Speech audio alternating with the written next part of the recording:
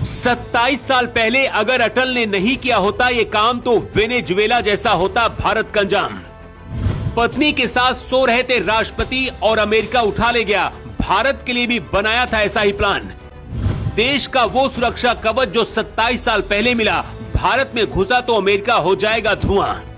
27 साल पहले अगर अटल ने यह फैसला नहीं लिया होता तो शायद भारत का भी वही हाल होता जो अमेरिका ने वेनेजुएला का आज किया है। पत्नी के साथ सो रहे थे एक देश के राष्ट्रपति को अमेरिका उठाकर ले गया और अब अमेरिका के टारगेट में 6 देश है जहां घुसने की तैयारी है। लेकिन हिंदुस्तान के पास वो सुरक्षा कवच है। अगर गलती से भी वेनेजुएला की तरह भारत में कोई देश घुसने की कोशिश करी तो पृथ्वी के नक्शे से ही उस देश का नक्शा भारत मिटा देगा। 27 साल पहले वेनेजुएला और बाकी देशों की तरह अमेरिका ने भारत को भी समझाने की और गुमराह करने की कोशिश की थी, लेकिन अटल और कलाम की जिद ने अमेरिका को भी परास्त कर दिया था।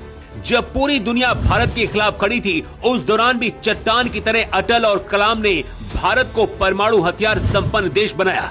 अमेरिका के राष्ट्रपति ट्रंप ने एक बार फिर से भारत को धमकी दी है। मोदी पीछे हटने के लिए तैयार नहीं है और ट्रंप लगातार भारत को टारगेट कर रहे हैं। इधर भारत को चीन और पाकिस्तान से भी लगातार खतरा बना हुआ है। अटल बिहारी वाजपेयी ने एक इंटरव्यू में कहा था, मेरे लिए अपने देश की सुरक्षा सबसे ऊपर थी। मुझे पता था कि हम परमाणु परीक्षण करेंगे तो हमारे ऊपर दुनिया भर के प्रतिबंध लगाए जाएंगे और भारत को आइसोलेटेड किया जाएगा। अपने दुश्मनों को जवाब देने के लिए और दुनिया में अपनी ताकत को बनाए रखने के साथ साथ भारत की सुरक्षा के लिए ये जरूरी था। इसलिए मैंने परमाणु परीक्षण का ऑर्डर दिया था। अगर भारत के पास आज परमाणु हथियार नहीं होता तो शायद अमेरिका ने जो वेनेजुएला के साथ किया, चीन भारत के साथ ऐसा ही सोच सकता था, क्योंकि 1962 के युद्ध के दौरान चीन ने इसी तरीके से भारत के साथ गद्दारी की थी। अब 27 साल बाद वेनेजुएला के राष्ट्रपति और उनकी पत्नी को सोते हुए बेडरूम से जब अमेरिका ने उठाया तो दुनिया को समझ आया कि अगर वेनेजुएला के पास भी परमाणु हथियार होते तो क्या अमेरिका ऐसा कर सकता था। लेकिन भारत दुनिया का चौथा सबसे बड़ा और ताकतवर देश है। ऐसे में अगर कोई देश भारत में घुसने की कोशिश करे तो भारत क्या हाल करेगा, इस रिपोर्ट में हम आपको बताएंगे। लेकिन पहले आपको बताते हैं कि वेनेजुएला में अमेरिकी अटैक के बाद भारत के इन 3 प्रधानमंत्रियों की चर्चा क्यों हो रही है।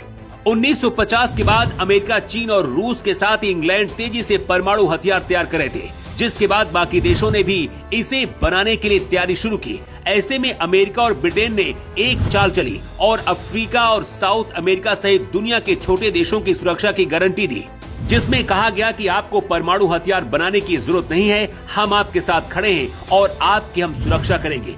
दक्षिण अफ्रीका ने तो 1980 के दशक में परमाणु हथियार हासिल करने वाला एकमात्र अफ्रीकी देश था, लेकिन अमेरिका के कहने पर 1990 की शुरुआत में अपना पूरा परमाणु कार्यक्रम ही बंद कर दिया और हथियारों को नष्ट कर दिया। हालात ऐसे हैं कि अब अफ्रीका में किसी भी देश के पास परमाणु हथियार नहीं है, जिसकी वजह से अब अमेरिका लगातार अफ्रीका को धमकाता रहता है।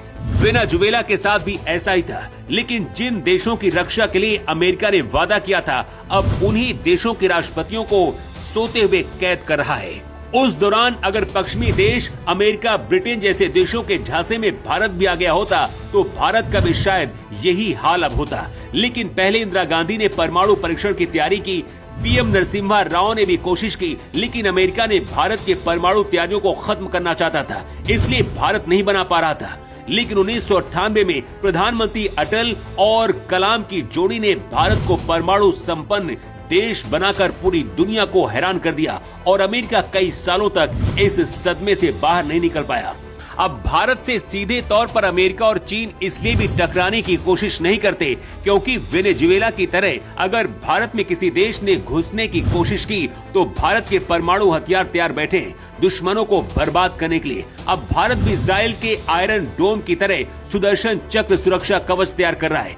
आने वाले वक्त में अगर कोई देश भारत में अटैक करता है तो आसमान में ही उनके बम, गोला, मिसाइलें तबाह की जाएंगी।